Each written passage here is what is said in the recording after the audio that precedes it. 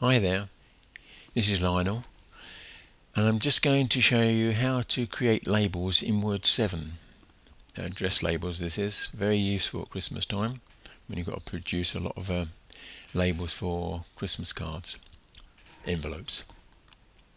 Right, first thing you need is a database with all your names and addresses on, and we've got to create that in Excel. Now I've got one here, and there's a similar one on the website, dummy address data labels, I think it is. Anyway, you find it on the website if you want to sort of crib on that. And we're going to have these headings. You've got things here like telephone numbers and whatever. You can add as much information as you like, but for the envelopes we'll only pick up the columns that we need. And one other thing, you want a marker column, because if we're not sending a card to everybody, or if we don't want to create a label, I should say, for everybody on the list, we just indicate here who we do want to send them to. And you could do it the other way and indicate who you don't want to send it to. It's up to you when you filter this later on. But anyway, you have that column. One other thing I'll point out, down the bottom here we've got sheet 1, sheet 2, sheet 3. A lot of Excel documents or spreadsheets, when you open them up, they're set up to produce 3 sheets, and you probably don't even notice it half the time. These will be blank, these sheets. If you click on them, nothing on them at all. But sheet 1 is the one where our information is. I only mention that because it'll pop up later when we get onto our Word document. Okay, I'm going to close this down. I'm now going to open up the Word document. I've opened up my copy of Word, and now I'm going to go to Mailings at the top here. Click on Mailings, and then I'm going to go to Start Mail Merge, which is here. Click on there and then down to Labels. Now this gives us the option to find the label that we have. Now here we can select the type of label that we've got. Obviously you're going to need sticky labels to do this, so you buy some from the local stationery shop and they should have a number on them, and you've got to find out what that number is on here. You've got 2 options first, or 2 areas you can go. Now when I click on this, I'm going to lose that 7163. I might have to get back to that in a minute. These are Avery. If you haven't got Avery labels, maybe you can find what ones you've got down here. You click on the one, so I'll click on mine Avery, and then go down to the number of the label that you want. L7163. Find it again. 71, where are we? Keep going down. 7163. There we go. And once we've done that, click OK. And now you should get a grid come up on here showing you all the layout of the labels. On my computer, for some reason it doesn't work. It's annoying, but I haven't been able to fix it, so you should see it on yours. Now we've got to match this up with our database Excel, so we can get our names and addresses. So to do that, we come up to here to select recipients. Click on that. We want to use an existing list, our Excel list, so I'll click on that. Now it will ask us to go away and find our list. So you could have yours on the desktop or wherever it is. You just got to remember where you've actually saved it. So I'm going to find mine, which is here. I'm going to open that up. Now this is what I was talking about, the 3 sheets. You've got 1 sheet with the information on and 2 blank ones. Well, that's what this is referring to. We know our information's on our first sheet, so we leave that as it is and say OK. We've now put in some information.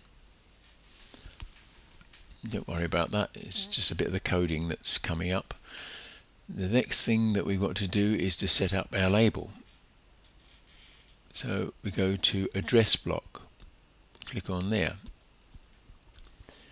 and now it's already put something in here what it thinks we need.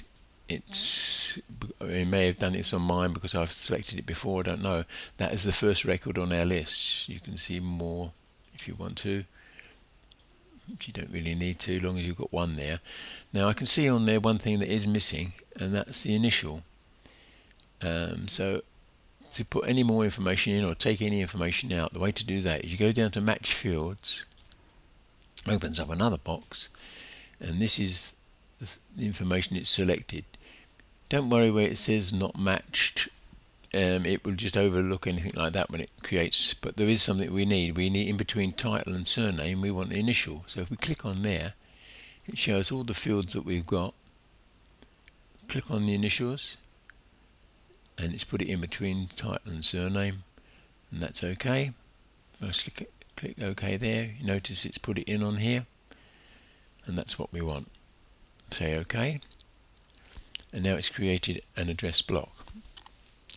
Now there should be an easy way to put that after every one of these bits of information where it says next record, but again on mine it's not working properly. I'll click on here, you go to update labels, this is what you have to do.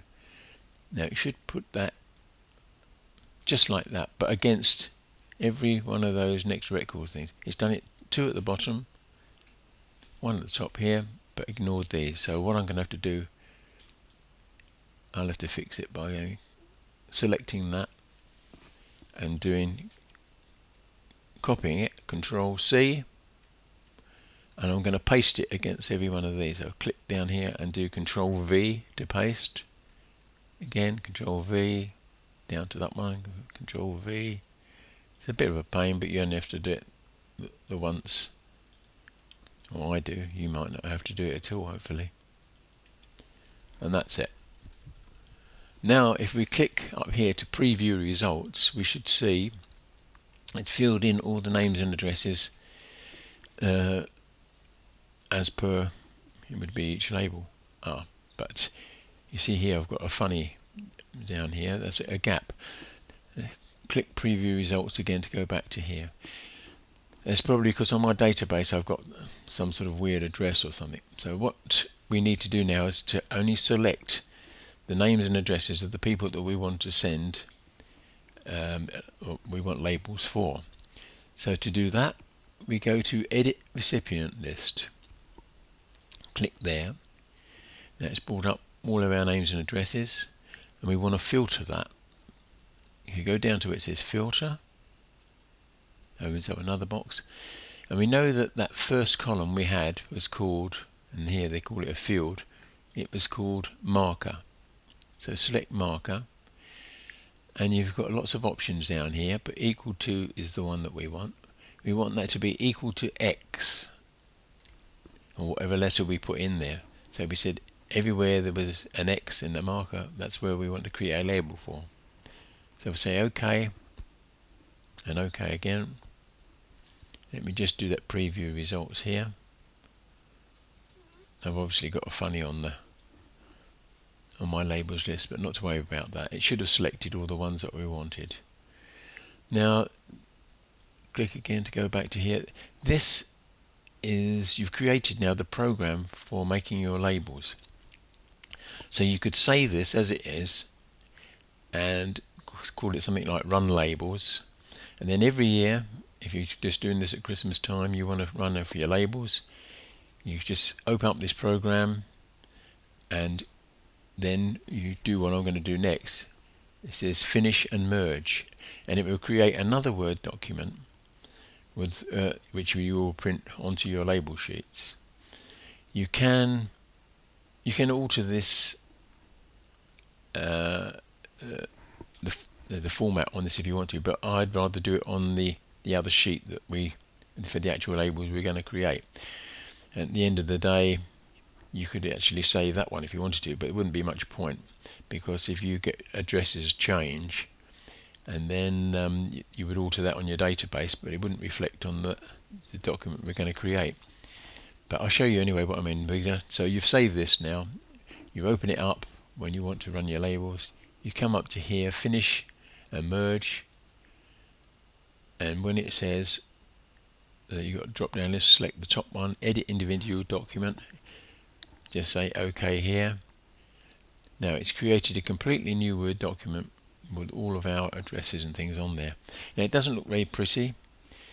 You can actually let me just make this a bit smaller if I can. Now I've got two sheets, so it doesn't look very pretty here, but you can, by selecting all, I'll click on the sheet, Control A, select everything. I can alter the font. I come up here, I can make it different sort of writing, say Comic Sans, or maybe this one, Bradley Hand. Looks like it's handwritten. You can change the size of the font. Say, if I say make it 12, I'm going to change that back to Comic Sans. So look, everything looks a bit overcrowded, and one of the reasons is it always spaces this out. I think the spaces are too big. It might fit on your labels if you've got bigger labels, and you might want to leave it. But if you want to close those spaces up, there is a little trick on how to do it. If you go up to here where it says paragraph, go to the right, there's a little downward arrow, click on that. And in this paragraph box, down the bottom you've got spacing, before and after. If you put a 0 in there, and a 0 in after, and say OK, let's close those spaces up. Now they look more like labels, don't they? So you can play around with that. You can save it and then print it off. If you haven't had any changes of addresses on your spreadsheet, you could use the same one to print your labels next year.